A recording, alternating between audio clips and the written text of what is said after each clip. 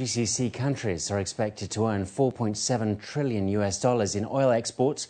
That's by the year 2020, according to recent analysis by Ernst & Young, also going by the OPEC cartel's targeted price per barrel of $50. Abu Dhabi's production accounts for nearly 94% of the UAE's crude output. The country's proven oil reserves of 97.8 billion barrels make up 7.9% of the world's total reserves. Many oil experts in the field of engineering and exploration from around the globe are keen to tap into the oil sector here. Malaysia has sent its own delegation to offer its services. To tell us more, we have Zuraimi Sabki, who is president of the Offshore Structure Fabricators Association of Malaysia. He's on the line from the Airport Expo here in Dubai. Can I start by asking you, first of all, to give us a brief history of oil exploration in Malaysia? Well, Malaysia has evolved very much progressively during the last 40 years into a full-fledged oil and gas industrial player. And the expertise that Malaysian companies have established ranges from field development, detail engineering, construction, offshore hookup and commissioning, and up to even operational studies. Yeah.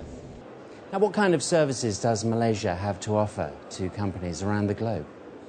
Well, as mentioned, that Malaysian companies, with the help of the national oil multinational Petronas, have built up their expertise, experience and competencies, particularly in the field of detail engineering, where Kuala Lumpur is now one of the main hub for engineering services within the region of Southeast Asia, as well as the fact that southern tip of Peninsular Malaysia, we have actually built up our capability and capacity for fabrication works.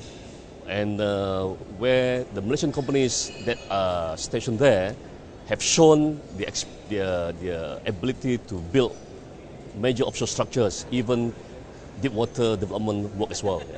And what countries does Malaysia have reach at the moment? Petronas, our national oil and gas multinational company, have embarked on a very aggressive program of expanding overseas. And naturally, Malaysian companies will go possibly where Petronas are having the activities to support them in providing the kind of delivery to the clients in that countries. And right now, we have Malaysian companies' presence not also in Central Asia, like Turkmenistan, and Uzbekistan as well. Besides the more established places like Middle East, North Africa, and of course Sudan as well. Now, in what ways can Malaysia be of help to the UAE when talking of oil exploration and production?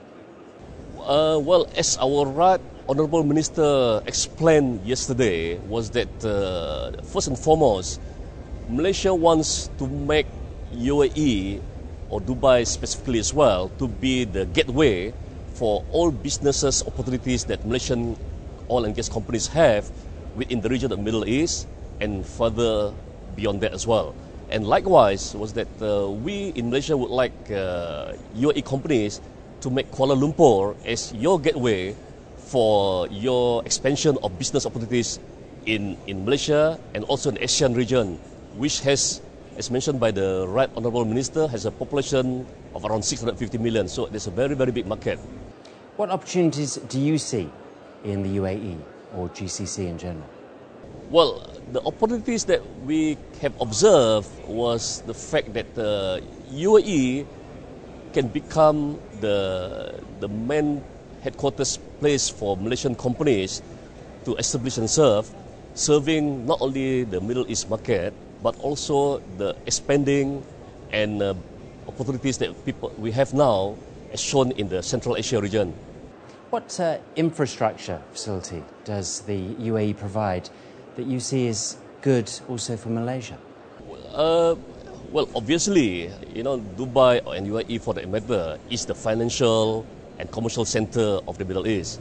And with the business-friendly environment that we have here, I think that it will make more conducive and viable for Malaysian companies to establish themselves here firmly while seeking opportunities beyond the area of UAE.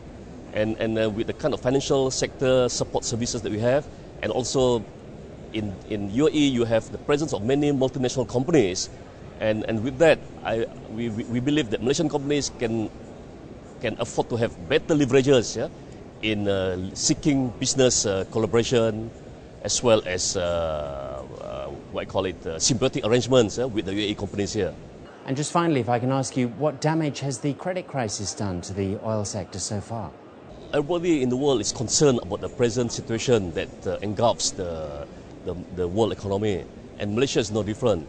But Malaysia, fortunately, have very strong fundamentals, and the government has recently launched some stimulus and priming package to ensure that the country will not suffer greatly from the recession that the world faces.